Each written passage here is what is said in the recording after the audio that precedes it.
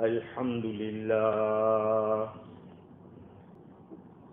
الحمد لله وحده والصلاة والسلام على من لا نبي بعده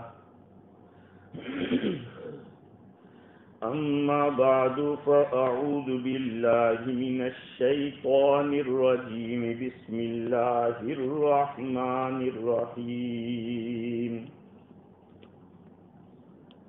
إن عدة الشهور عند الله 12 شهرا في كتاب الله يوم خلق السماوات والأرض منها 4 حرم ذلك الدين القيم فلا تظلموا فيهن أنفسكم صدق الله العظيم.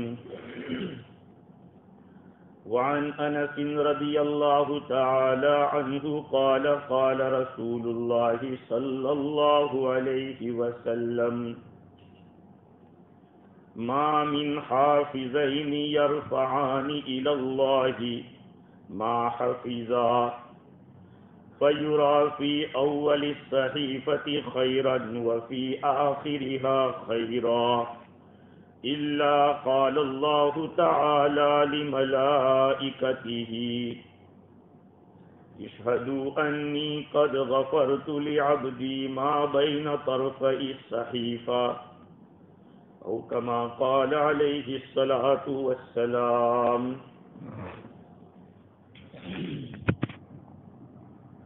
بزرگوں، پیارے بھائیو، اللہ رب العزت کے فضل و کرم سے اسلامی سال بدلنے والا ہے. 1443 ختم ہو کے 1444 شروع ہونے والا ہے. اسلام کا سال شروع ہوتا ہے محرم کے مہینے سے. اس کی بھی ایک بڑی تاریخ ہے کہ محرم سے کیوں شروع کیا، اور پھر دوسری بات کہ ہجرت سے کیوں شروع کیا. ہمیں تو انگریزی مہینوں کے نام یاد ہیں اور اسلامی مہینوں کے نام اور اس کے ریزن پتہ نہیں ہے کہ نام کیوں رکھا اور کس سال کے اندر یہ شروع ہوا اسلامی کیلنڈر. نہ ہمیں اس کی فکر ہے نہ ہمیں اس کا شوق ہے. جیسے ایک جانور زندگی گزارتا ہے کہ وہ جانتا ہے کہ مجھے گھاس کھانا ہے اور شام کو دودھ دینا ہے اور سال میں 1-2 دفعہ جو ٹائم ہے اس میں بچہ دینا ہے، اس کے آگے کچھ نہیں. آج ہمارے یہاں کے مسلمانوں کا حال یہی ہے. گھانسی کا جو بیل ہوتا ہے تیلی کا بیل تیل نکالتا ہے، وہ صبح سے شام تک گھومتا ہی رہتا ہے وہیں. اس کو پتا نہیں کہ باہر کی دنیا کیا ہے، اور اس کو وہ یہ سمجھتا ہے کہ میں بہت بڑا کارنامہ انجام دے رہا ہوں. ہم مسلمانوں کا حال میرے بھائیوں ہو بہو ویسا ہے. شریعت مطہرہ جو اللہ کے رسول صلی اللہ علیہ وسلم لے کر اس دنیا میں تشریف لائے، پہلے تو اس کو سمجھنا اور پھر اس میں وزڈم کیا ہے اس کو سمجھنا، اور اس میں کوئی شک نہیں کہ علم اللہ رب العزت جسے چاہتا ہے اسے ہی دیتا ہے. ہاں، چاہے تم دنیاوی اعتبار سے کتنے ہی ہوشیار اور زیرک کیوں نہ ہو، لیکن یہ علم دین ہے. علم دین آدمی کی ہوشیاری سے نہیں، نبی اکرم صلی اللہ علیہ وسلم نے بخاری شریف میں روایت ہے کہ حضور نے فرمایا کہ یہ ہدایت اور یہ علم جو میں لے کر آیا ہوں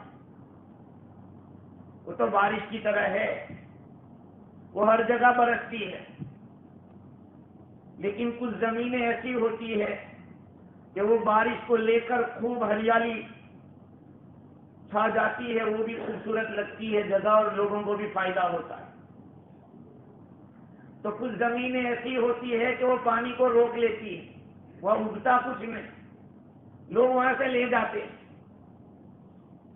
اور تیسری زمین ایسی ہوتی ہے جو اگاتی کچھ نہیں، بس چوس لیتی ہے پانی سے، کوئی فائدہ نہیں ہوتا۔ تو میرے بھائیوں، ہم لوگوں کو دین سمجھنا پڑے گا اور دین سمجھنے کے لیے جو سمجھے ہیں ان کے پاس جانا پڑے گا،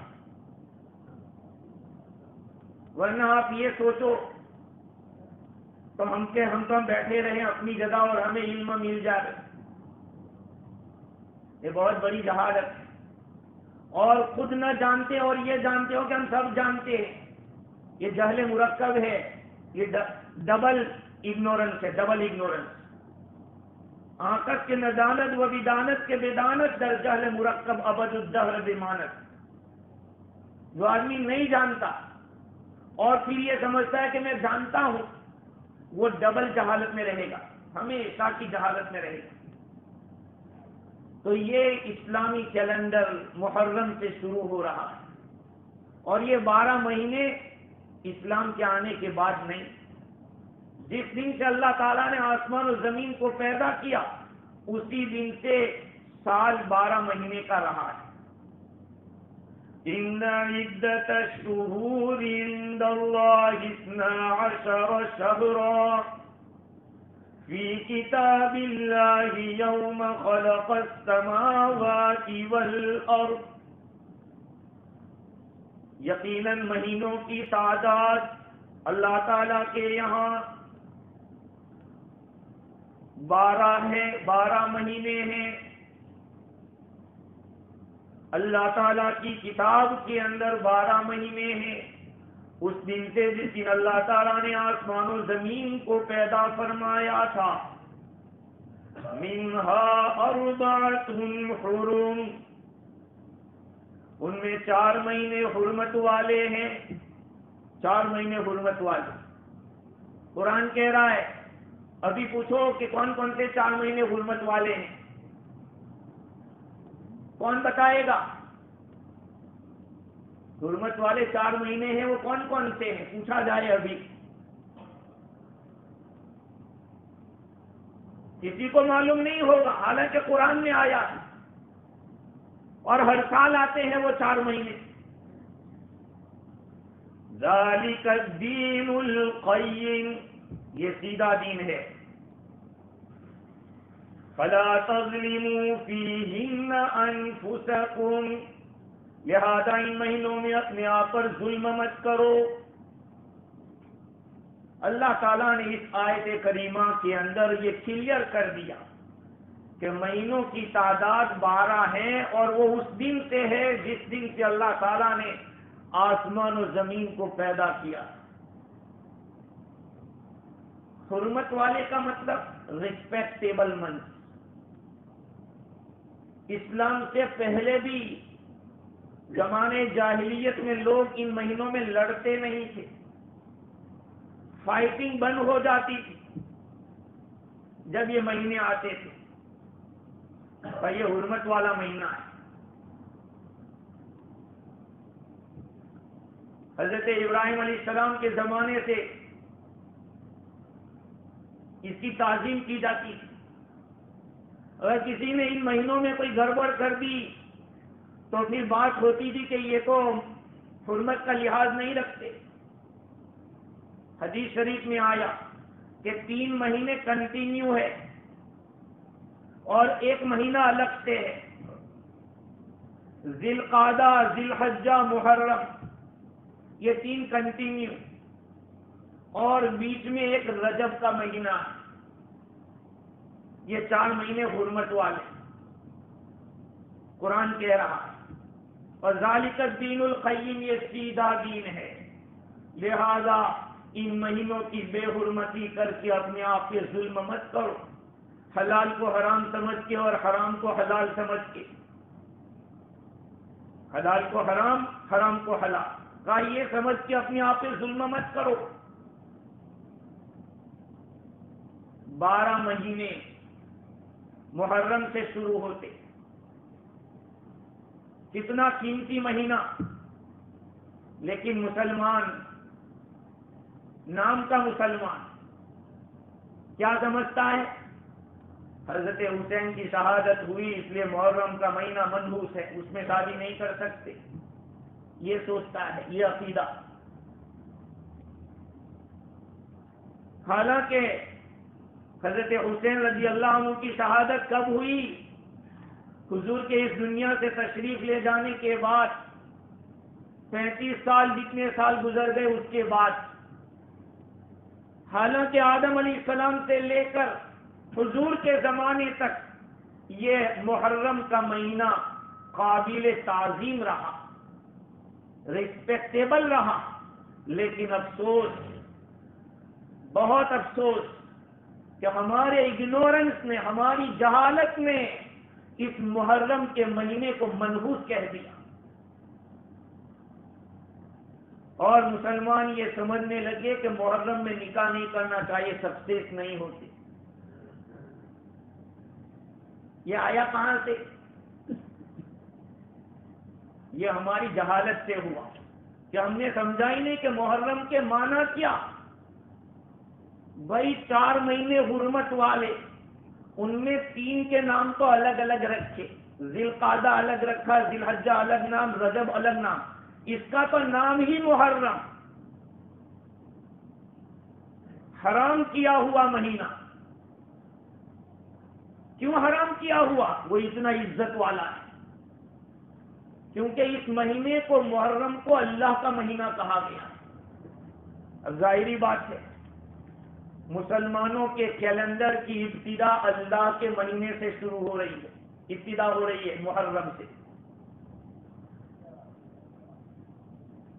اس لیے تاکید ہے اس میں کہ محرم کا مہینہ تو اور زیادہ حرمت والا ہے.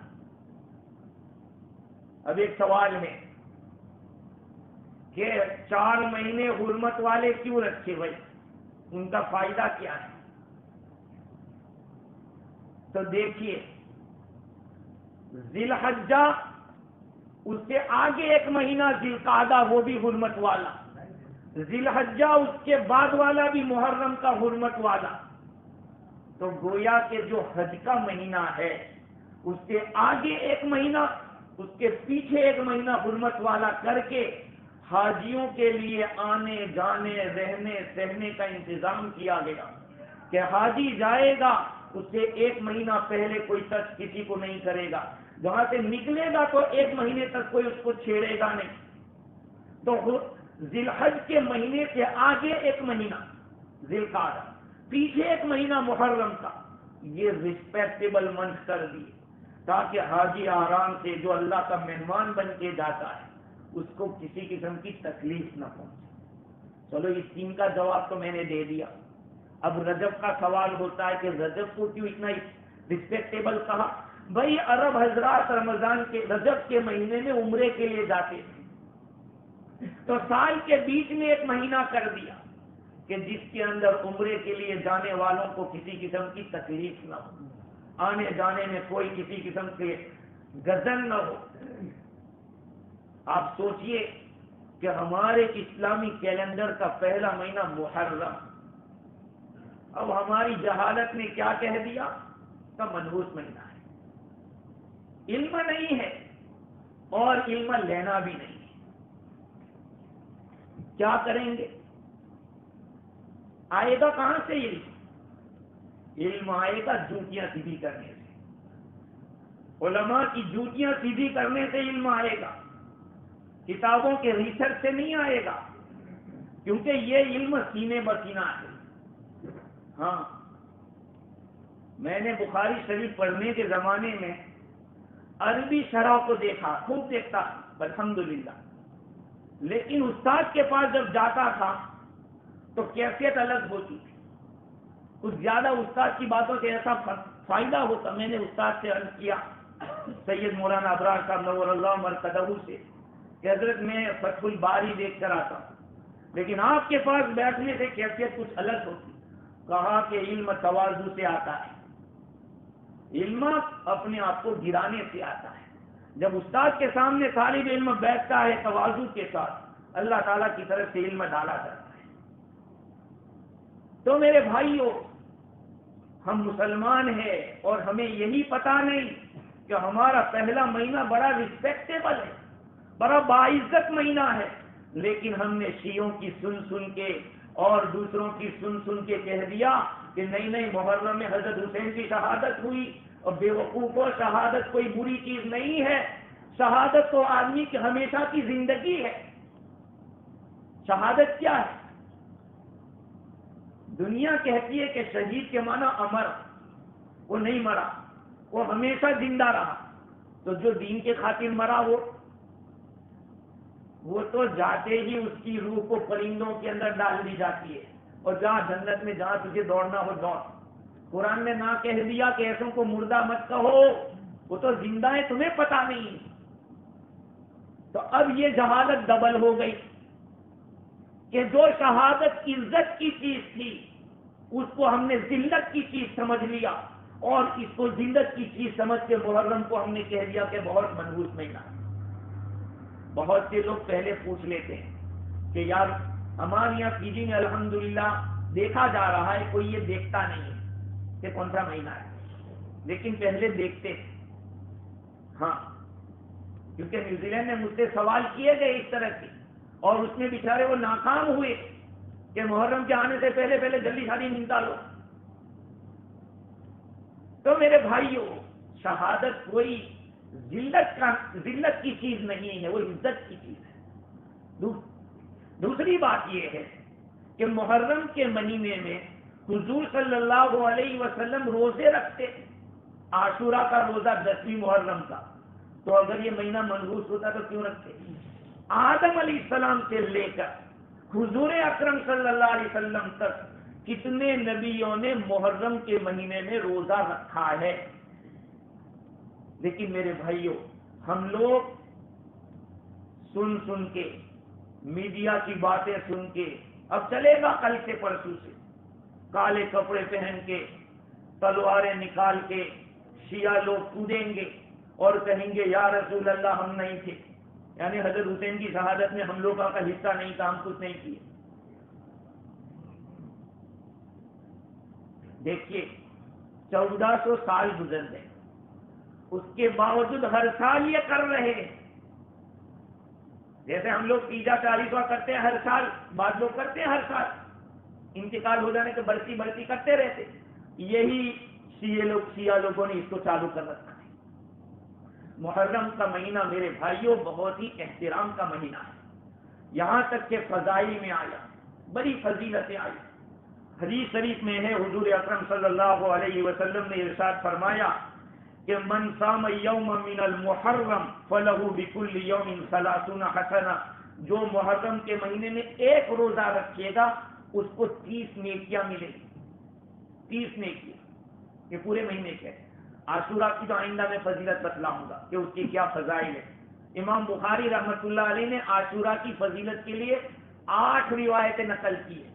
وہ ایک باب کے اندر اتنی ساری روایتیں نہیں لاتے، لیکن عاشورہ کی فضیلت کے لیے 8 روایتیں نقل کی. خیر وہ 10 محرم کی بات بعد میں کریں گے آئندہ انشاءاللہ. لیکن آج ہمارا پہلا مہینہ محرم کا ہے اور یہ قابل رسپیکٹ ہے، اور یہ پہلے سے اس کی حرمت چلی آ رہی ہے. میں نے جیسے آپ کو عرض کیا، اچھا محرم پہلا مہینہ اور وہ بھی اللہ کا مہینہ ہے، یاد رکھنا. حدیث شریف میں یہ آیا کہ فَإِنَّهُ شَهْرُ اللَّهِ، فَإِنَّهُ شَهْرُ اللَّهِ، یہ محرم اللہ کا مہینہ ہے. میں پوری روایت آپ کو سناؤں. حضرت علی رضی اللہ تعالیٰ عنہ روایت کرتے ہیں کہ ایک آدمی حضور صلی اللہ علیہ وسلم کے پاس آئے اور عرض کیا کہ اللہ کے رسول مجھے کسی ایسے مہینے کے بارے میں بتائیے کہ میں رمضان کے بعد اس میں روزہ رکھا تھا، یعنی پورا مہینہ۔ دیکھو دین تو الگ ہو سکتا ہے، عرفے کی بڑی فضیلت ہے، پہلے ہم نے آپ کو بتایا تھا عرفے کی بڑی فضیلت ہے، شب برات کی بھی اپنی فضیلت ہے، لیکن پورا مہینہ اگر میں روزہ رکھوں تو کون سا مہینہ بہتر ہے؟ حضور صلی اللہ علیہ وسلم نے ارشاد فرمایا ان کنت صائما شہرا بعد رمضان فصل المحرم، اگر تمہیں رمضان کے بعد کسی پورے مہینے کا روزہ رکھنا ہو تو محرم کا رکھو، فإنہ شہر اللہ، اس لیے کہ وہ اللہ کا مہینہ ہے۔ سوچ لو آپ لوگ، اللہ تعالیٰ نے پہلے اپنے مہینے سے شروع کیا ہمارے سال سے، اس کے بعد سفر آتا ہے، سفر کے معنی سفر عربی میں فوت سے ہے تو اس کے معنی ایمٹی، خالی، سفیر المکان، گھر خالی ہو گیا۔ تو سفر کو سفر کیوں کہتے ہیں؟ اس کی بھی وجوہات حافظ ابن کثیر رحمۃ اللہ علیہ نے تفسیر ابن کثیر میں اور تفسیر روح البیان کے اندر لکھا کہ اصل میں یہ لوگ سفر کے مہینے کے اندر جنگ کے لیے نکل جاتے تھے، سفروں میں نکل جاتے تھے، ان کے گھر خالی ہو جاتے، اس لیے اس کو سفر کہا۔ اور بعضوں نے یہ بھی کہا ہے کہ ان کے گھروں میں اس وقت تک کھانا نہیں رہتا، گھر میں توشا ووشا کچھ رہتا نا، گھر خالی ہو جاتا، اس لیے دوسرے مہینے کا نام سفر رکھا۔ تیسرا مہینہ ربیع الاول ہے، ربیع کے معنی فصل بہار، فصل بہار آپ جانتے ہیں اس کے اندر ہریالی چھاتی ہے، اس میں پھل فروٹ آتے ہیں، تو یہ فصل بہار ہے۔ عرب لوگوں کے یہاں ربیع دو طرح کے ہوتے تھے، ایک ربیع الشہور اور ایک ربیع الزمان، مہینوں کے دو ربیع، ایک ربیع الاول ربیع الاخر۔ ربیع الاول کو ربیع الاول اس لیے کہتے ہیں کہ یہ لوگ ایسے دنوں کے اندر جہاں ہریالی اور بہار ہوتی تھی وہاں ٹھہرتے تھے، دو مہینے، تو پہلے کو ربیع الاول کہتے، دوسرے کو ربیع الثانی کہتے، ربیع الاخر کہتے۔ اور زمانے کے اعتبار سے پہلا ربیع آتا تھا تو وہاں پہ مشروم جو ہم لوگ دیکھتے ہیں مشروم ہے، اور اسی طرح سے کچھ پھول ہیں، اس کی پیداوار ہوتی تھی، اور اس کے بعد جب یہ ختم ہو جاتا تو دوسری چیزیں شروع ہوتی تھی، دوسری پیداوار ان کے پاس آتی تھی۔ اس سے پہلے کو ربیع الاول کہا، دوسرے کو ربیع الثانی ربیع الاخر کہا۔ اس کے بعد پانچواں مہینہ آتا ہے جمادی الاولی جمادی الاخری، یہ پانچواں چھٹا ہے۔ تو جماد میں جمد کے اندر جمنے کا معنی ہے، جم جانا، کیونکہ اس وقت ٹھنڈی پڑتی تھی تو ٹھنڈی میں سب چیزیں جم جاتی تھی، اس لیے اس کو جمادی الاولی اور جمادی الاخری کہا۔ اور اس کے بعد رجب آتا ہے، تو چونکہ رجب کے اندر تعظیم کا معنی ہے، یہ لوگ اس مہینے کی تعظیم بہت زیادہ کرتے تھے۔ جیسے میں نے کہا آج بھی رجب کے مہینے میں عمرے کے لیے لوگ جاتے ہیں، ان 4 مہینوں کی حرمت ہے، آج بھی ہے، عزت ہے۔ مفتی شفیع صاحب نور اللہ مرقدہ نے لکھا ہے کہ امام جساس نے احکام القرآن کے اندر لکھا کہ اللہ تعالیٰ نے فرمایا کہ 4 مہینے حرمت والے ہیں، لہذا اس میں ظلم مت کرنا اپنے آپ پر، فلا تظلموا فیہن انفسکم، تم ان 4 مہینوں میں اپنے آپ پر ظلم مت کرنا۔ کیسے ظلم؟ میں نے جیسے کہا حلال کو حرام کر دینا، حرام کو حلال کر دینا۔ آج میرے بھائیوں سچ کہتا ہوں میں آپ کو، آج علم کی اتنی ضرورت ہے، اتنی ضرورت ہے کہ پہلے زمانے میں اتنی نہیں تھی۔ کیوں؟ پہلے بیچارے بھولے بھالے سن لیتے تھے، عمل کر لیتے تھے، لیکن آج لوگ اتنے ہوشیار ہو گئے کہ اپنی مرضی پہ چلنا چاہتے، اور مرضی کا ملتا ہے گوگل کے اندر، مولوی گوگل۔ میں نے پہلے بھی آپ کو لاسٹ جمعہ کو بتایا تھا کہ ایک یونیورسٹی قائم کی گئی ہے امریکہ کے اندر۔ اس یونیورسٹی کا کام یہ ہے کہ مسلمانوں کے جو مسائل ہیں اس کو الٹ پلٹ کر کے پیش کرو اور ان کا کورس چلاؤ، تاکہ ان کے جو مولوی ہے وہ بھی اس میں پھنس جائے۔ اس لیے مسائل کا آج جاننا اتنا ضروری ہو گیا ہمارے پاس آتے ہیں دنیا کے الگ الگ ملکوں سے فون آتے ہیں مسئلہ پوچھنے کے لیے، میراث کے مسئلے آ رہے ہیں، اسی طرح سے خرید و فروخت کے مسئلے آ رہے ہیں۔ ہم نے تو سوچ لیا دونوں راضی تھے، راضی، ارے دونوں راضی ہونے سے جائز نہیں ہو جاتا، زنا کرنے والے بھی راضی ہوتے ہیں اور بینکی کاروبار سودی کاروبار کرنے والے بھی راضی ہوتے ہیں، لیکن شریعت اس کو حرام کہہ رہی ہے۔ ہاں، اس لیے اپنی مرضی سے کسی مسئلے کو یہ کہہ دینا کہ ہاں تم دونوں راضی تھے، اچھا ٹھیک ہے چلو چلے گا، نہیں، ہمیں میٹر دیکھنا پڑے گا۔ انشورنس کے مسئلے آ رہے، اسی طرح سے کاروبار کے مسئلے آ رہے ہیں، کرائے پہ دیا تو کیا شرط تھی، کیا کیا، بہت سی باتیں۔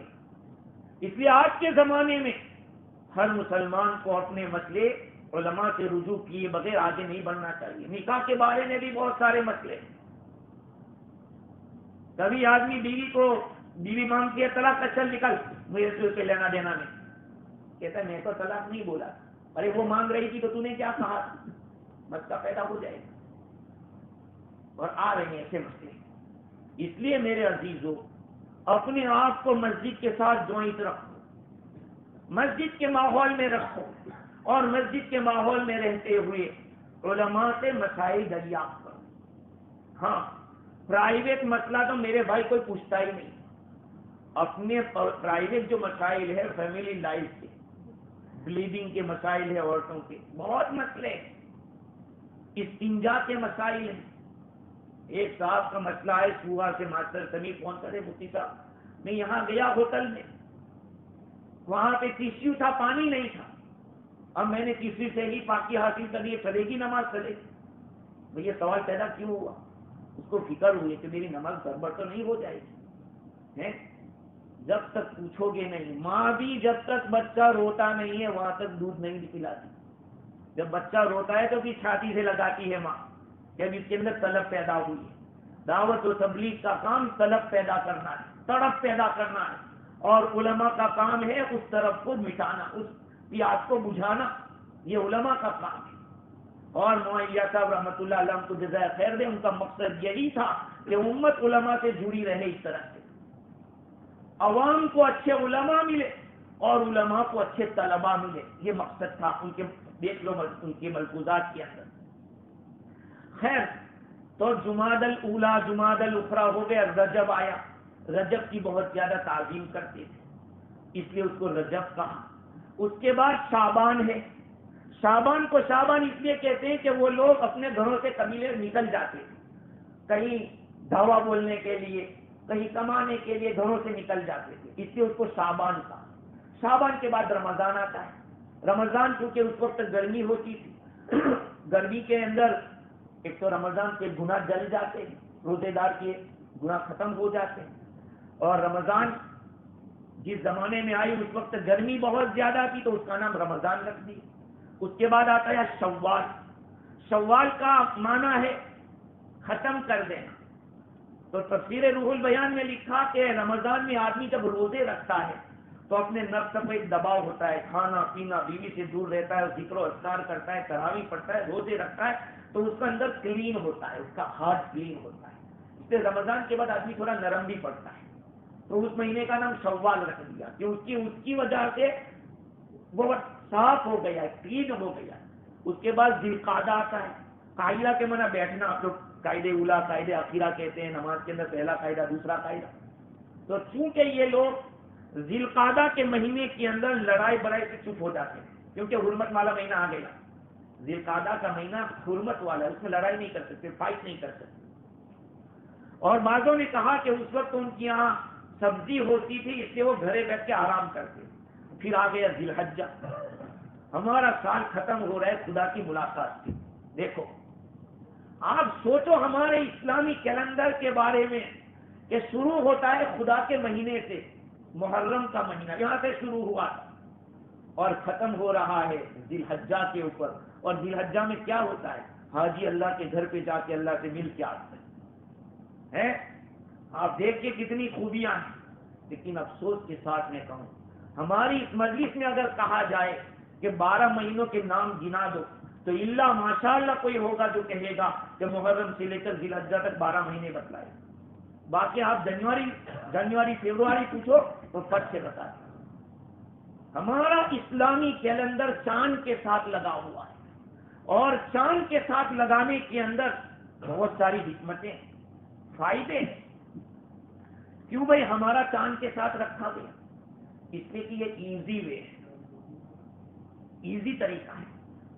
سورج کتنا ہٹتا ہے مجھے اور آپ کو سمجھ میں نہیں آتا، لیکن چاند نکلا ڈوبا یہ تو ہم کو سب کو دکھتا ہے کہ 15 دن اب پورا ہو گیا، فل مون ہو گیا، اب گھٹنا شروع ہو گیا. تو اس کا حساب رکھنا آسان ہے. ہمارا جو دین ہے اس کی ساری تعلیمات ایسی ہے کہ جن تعلیمات کے اندر آسانی ہے، آسانی کے ساتھ ساتھ مودریشن بھی ہے، اعتدال بھی پایا جاتا ہے. اس میں نہ کوئی اضافہ ہے نہ کوئی کمی ہے.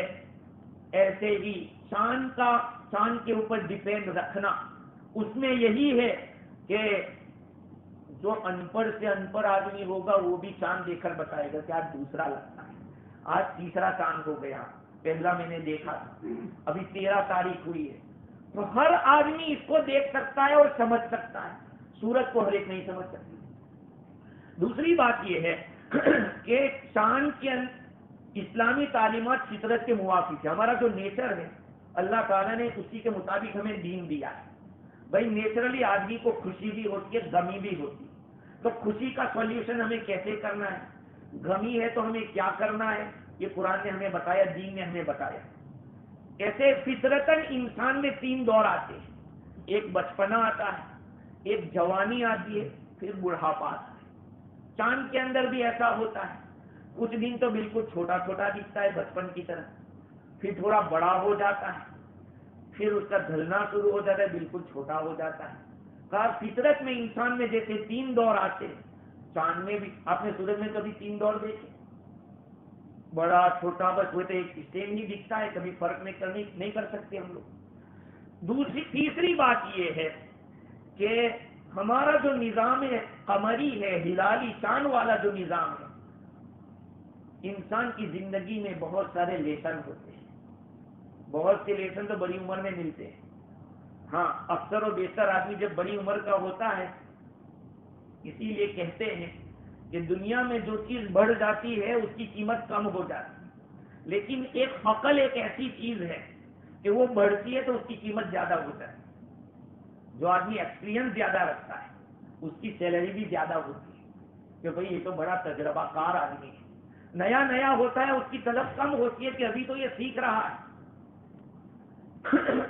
تو چاند کے اندر بہت ساری عبرتیں، جیسے ہمارا جو مسائل ہیں اس کے اندر نماز کے اندر سورج کے ساتھ کر دیا. سورج ڈوبے گا تو نماز پڑھنی مغرب کی، سورج نکلنے سے پہلے پڑھ لینی ہے فجر کی. اس میں انسان سمجھے کہ دن میں 5 سما نماز آتی ہے.